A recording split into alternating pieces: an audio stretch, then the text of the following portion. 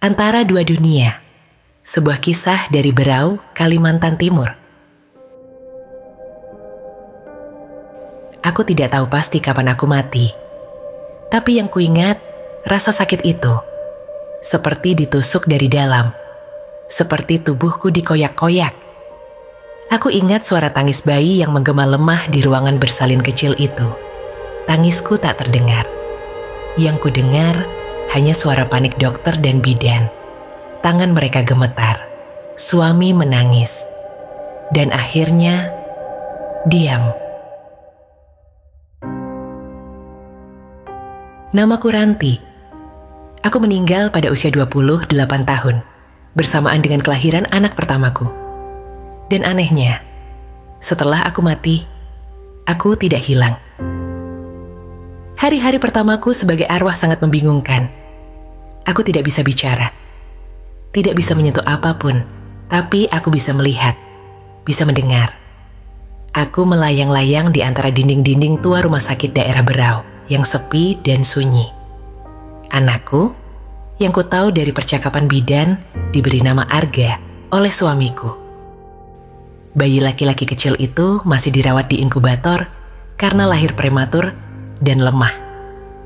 Aku bisa melihat tubuh mungilnya, napasnya yang terengah-engah, selang-selang yang menempel di kulit merahnya. Dan setiap kali aku melihatnya, dada ini terasa sesak. Padahal, aku tak punya paru-paru lagi. Aku tidak bisa pergi. Tidak mau pergi. Aku ibunya. Kalau bukan aku, siapa yang akan menjaganya?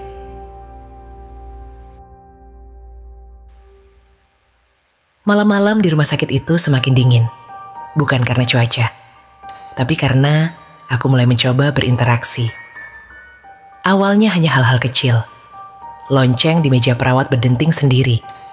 Tirai bergerak, meski jendela tertutup. Lampu ruangan neonatal tiba-tiba mati dan menyala lagi. Aku tidak bermaksud menakut-nakuti siapapun. Aku hanya ingin dekat dengan anakku. Tapi manusia, mereka takut pada yang tak bisa mereka lihat. Mereka mulai berbisik. Para perawat saling bertukar pandang, menyebut ruangan itu angker. Ada yang bilang mendengar suara perempuan menangis pelan saat tengah malam. Yang lain mengaku mencium bau amis darah dan kembang di lorong. Suatu malam, seorang perawat muda, Lina, masuk ke ruang bayi sambil membawa botol susu. Ia tampak lelah dan mungkin sedikit jengkel karena harus lembur. Aduh Arga, kenapa sih kamu gak nyusu terus? Ibumu kemana sih? Aku tidak tahu kenapa, tapi kalimat itu membuatku marah. Botol susu itu tiba-tiba meledak dari tangannya. Lina menjerit, bayiku ikut menangis keras. Aku menyesal, tapi aku tak bisa bicara. Tak bisa minta maaf. Yang kulakukan hanya mendekap tubuh mungil Arga dari kejauhan, berharap kehangatanku entah bagaimana bisa sampai padanya. Sejak malam itu, situasi jadi kacau. Kabar tentang hantu wanita di ruang bayi menyebar seperti api di ladang ilalang. Beberapa orang tua pasien memilih memindahkan anak mereka. Para perawat minta dipindah tugas. Dokter kepala Pak Hadi, seorang pria tua yang sudah bertugas puluhan tahun di Berau, akhirnya memanggil seorang dukun kampung, namanya Bu Jumarni. Seorang perempuan tua dengan rambut panjang yang diikat dengan benang merah dan suara berat seperti batu basah. Ia datang dengan membawa dupa dan kedi kecil berisi air kelapa hijau. Saat ia masuk ruang bayi, ia langsung menatap ke arahku. Matanya menyipit, nafasnya berat. Kau belum ikhlas ya nak? Aku terkejut. Ini pertama kalinya ada manusia yang benar-benar bisa melihatku. Anakmu sudah selamat, tapi kau masih di sini. Mengganggu yang hidup, membuat takut yang bernyawa. Aku ingin menjawab, ingin berteriak bahwa aku tidak mengganggu siapapun. Aku hanya ingin bersama anakku. Tapi yang keluar dari mulutku hanya suara angin yang membuat jendela bergetar. Kau tidak boleh terus seperti ini.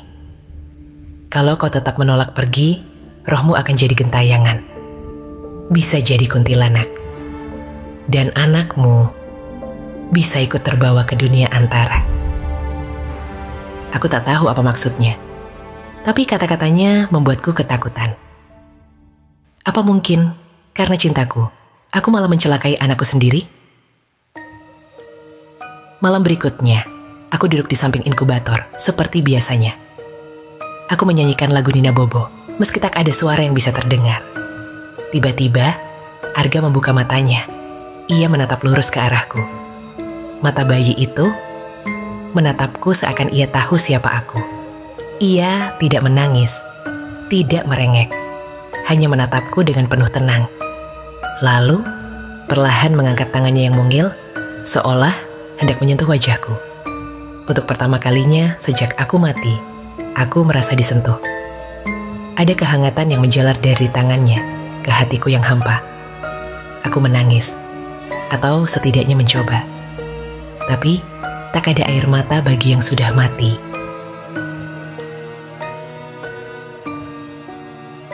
Beberapa hari kemudian, Arga diperbolehkan pulang. Suamiku Bayu datang menjemput bersama ibunya. Aku mengikuti mereka, melayang dalam mobil, duduk di sebelah kursi bayi. Kami pulang ke rumah kecil kami di pinggiran Berau, dekat hutan kecil, yang katanya sering didatangi makhluk halus. Hari-hari di rumah tidak mudah. Bayu terlihat kelelahan. Ia harus mengurus Arga sendiri, tanpa bantuan istri. Aku melihat bagaimana ia begadang, berganti popok, membuat susu, menangis diam-diam saat malam saat Arga tertidur. Kadang aku membantu dengan hal kecil. Mengayun boks Arga agar ia cepat tidur. Membuat lampu mati saat nyamuk mulai berdengung. Tapi tetap saja, kehadiranku membuat suasana rumah jadi dingin. Bahkan ibunya Bayu pernah berkata, "Bayu, rumah ini kayak ada hawa dingin terus ya. Kamu rasa nggak?" Bayu tidak menjawab, tapi matanya menatap kosong ke dinding, tepat ke arahku. Mungkin ia juga bisa sedikit merasakan aku. Malam ke-40 setelah kematianku, sesuatu terjadi. Aku bermimpi. Ya, meski aku sudah mati, ternyata aku masih bisa bermimpi. Dalam mimpi itu, aku berada di hutan, di tengah kabut yang tebal. Di hadapanku berdiri sosok tinggi berjubah hitam, wajahnya tersembunyi. "Kau terlalu lama, Ranti," katanya dengan suara berat. "Rohmu tidak bisa berada di dunia ini lebih lama. Jika kau tidak memilih malam ini, kau akan berubah menjadi sesuatu yang bukan lagi manusia. Aku tak bisa meninggalkannya, anakku, Isaku. Anakmu akan baik-baik saja. Tapi jika kau terus di sini, ia akan melihatmu terus. Ia akan tumbuh dengan roh yang melekat padanya. Dan itu akan menarik makhluk lain, makhluk yang tidak ingin kebaikan untuknya." Aku terdiam. Pilihan. Akhirnya aku harus memilih. Aku kembali ke rumah. Malam itu, Arga tidur nyenyak. Bayu duduk di samping ranjangnya, menggenggam tangannya sambil membaca doa. Aku duduk di lantai memandangi mereka. "Aku cinta kalian," bisikku. Entah apakah mereka mendengar. Aku mendekati Arga, menyentuh keningnya sekali lagi, hangat. Ia membuka matanya dan tersenyum kecil. Lalu kembali tertidur. Dan perlahan aku berdiri melangkah ke pintu.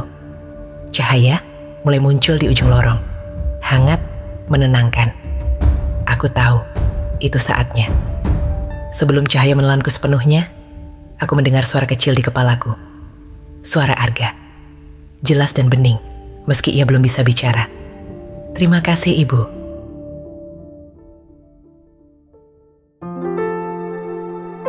Beberapa tahun kemudian, Arga tumbuh menjadi anak sehat dan cerdas. Ia sering bicara sendiri saat kecil. Katanya sedang ngobrol dengan Ibu Cahaya. Suatu hari, saat usianya 7 tahun, ia menggambar sosok perempuan bergaun putih dengan rambut panjang. Di tangannya, ia menggambar sekuntum bunga melati. "Ini siapa?" Tanya gurunya. Arga menjawab pelan, "Ibu, dia masih sayang aku. Tapi sekarang dia tinggal di langit.